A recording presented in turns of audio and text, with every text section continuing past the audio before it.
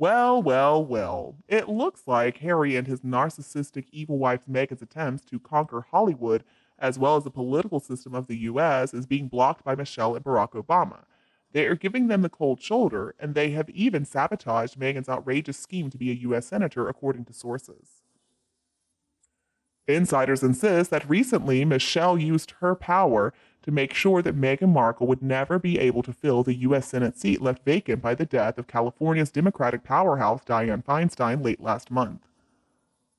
An insider confirms Michelle went out of her way to make sure Meghan did not get nominated. It wasn't difficult given her power and influence within the party. She made some calls and quietly told the right people in the right places to put a stop to any nomination that came in for Meghan.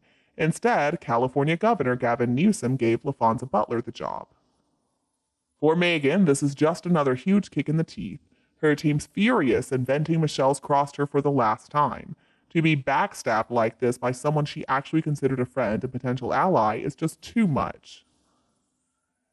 Insiders claim that now not only are Harry and Meghan feeling humiliated and hurt and baffled, but it's also ruining their hopes of snaring the Obamas as the ultimate best friends.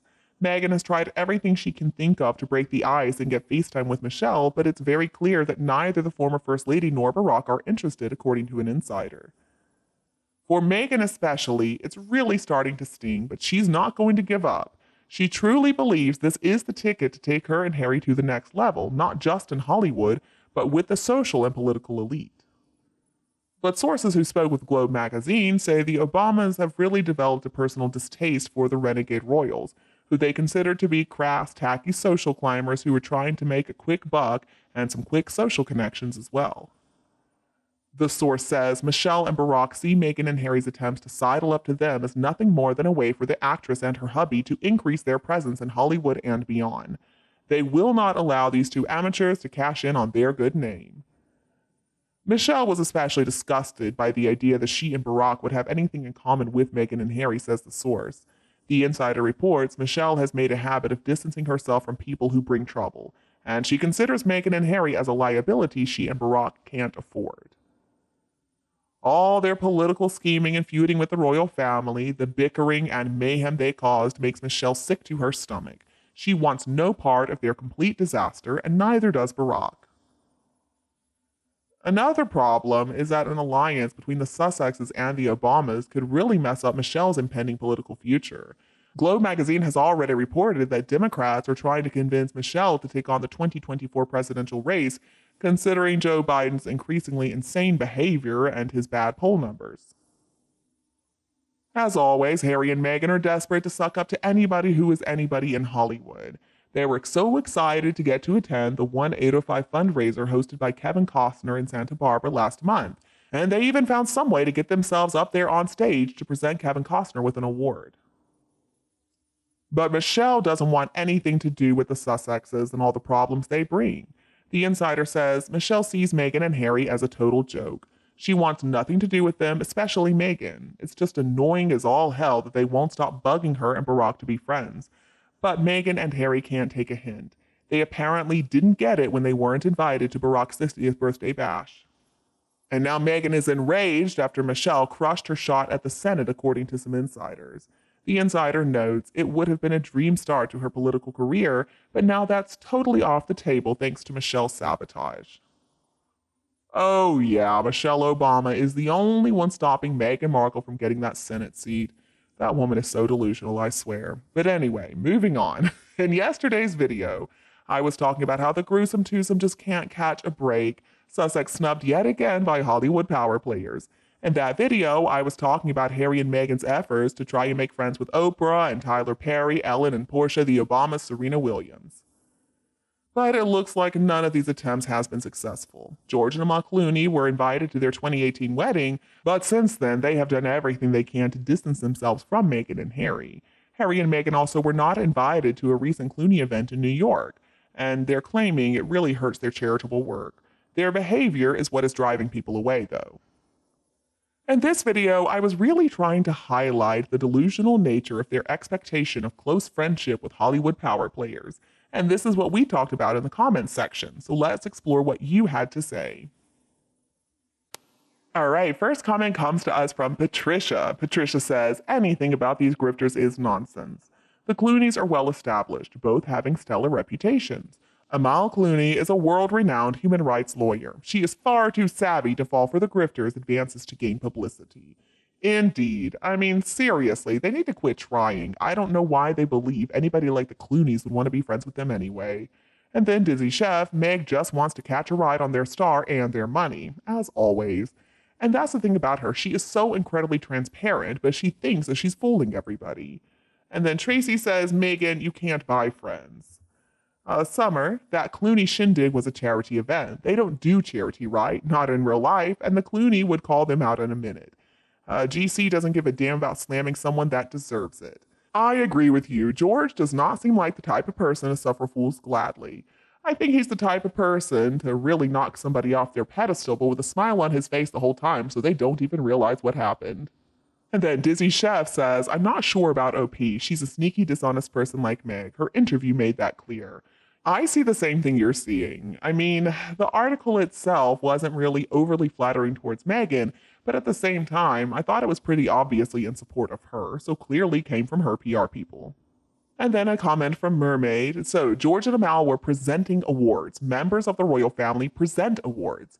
Kevin Costner presents awards. That's what rich humanitarians do. They present awards to other people, people who actually put their time where their mouths are. It's not about buying awards or spending an hour a week at your charitable organization.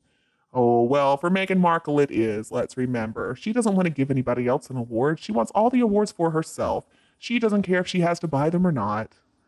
And then user OC, Harry, have you had enough? She is going to destroy you. She really is, and it seems like he doesn't care. Brienne, these two are trying to attach to anyone that will make them look better. Too bad no one wants anything to do with these grifters. Well, that's not going to stop them from trying, is it? And then Lexi Bear, until she can understand why she's not liked, reasons, narcissist, jealousy, cruelty, uncaring, lying, B-word itch, demanding power, etc., she will be mad and lonely. She deserves all she gets. Well, and that's the thing. I don't think she's ever going to realize that she is the cause of all her problems. And so she'll continue to experience the same problems again and again. User OC, Kate is real beautiful and ready to be queen. You are no match. Well, that's an understatement. And Kathleen Singleton, going to destroy Harry, done and done. That was her first job and she did successfully and complete that effort. Harry is gone. I'm inclined to agree with you. I mean, the person we see today who claims to be Harry is not the same person we used to see. He truly is an empty shell of who he once was.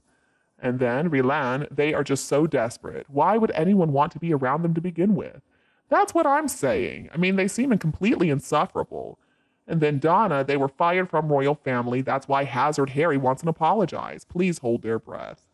Well, I think they're going to be holding their breath a very long time for that apology because it's not happening. Carol, them being snubbed by all these people is karma, as it will drive them insane. What charitable causes are they? Maybe it's not a nice thing to say, but guys, I can't help it. I'm getting a lot of satisfaction from seeing all these people snub the gruesome twosome. And next comment from Lynn, talk about shallow. They are all shallow. How do you attend a wedding of people that are totally unknown to you? Meghan and Harry are bad enough, and so are the rest of their so-called contacts. Well, yeah, but I don't agree with you that George and Amal are just as bad as Meghan and Harry. Now, is it shallow for them to show up to a wedding of people they didn't even know? Sure. But at the same time, I think this kind of thing happens a lot in Hollywood and in these incredibly wealthy and powerful circles. People show up to weddings because they see it as a good networking event. And then Paula, hello Paula, so good to see you. In my opinion, what celebrity would want to be friends with two such shallow people? Certainly not a celebrity with any type of influence. In my opinion, you are 100% correct. George and Amal were at the wedding to network. Some part of me knows Meghan was a sham to begin with and would not fit in the royal life. In my opinion, Harry and Meghan need to move from California with tails between their legs and move to low-populated state like Montana or Wyoming. Then the two of them could leave the rest of the world in peace and quiet. Not as if that would happen. Harry and Meghan wouldn't stand the silence, in my opinion. Thank you. Thank you, Paula. You're spot on with your comment as always. I agree with you that it would be so nice for the rest of us if Meghan and Harry could move somewhere isolated like Montana or Wyoming where they wouldn't get all this media attention. But that's exactly the reason they would never move there. Unfortunately, they don't want to give us a break.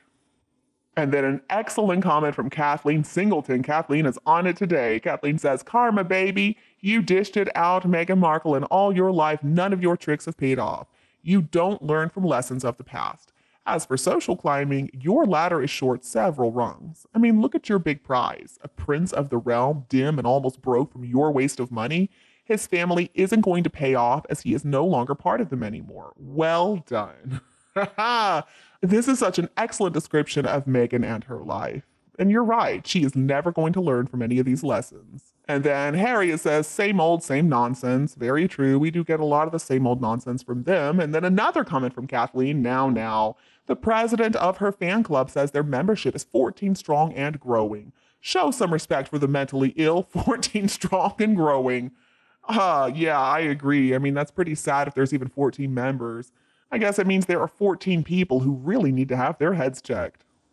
Once again, thank you all for your kindness and those remarkable comments. I'm so honored to serve you. Please don't forget to click the like button and subscribe to get more interesting videos from Kate Middleton and the Queen. Thank you so much for watching. Goodbye, and I'll be back to see you in the next videos.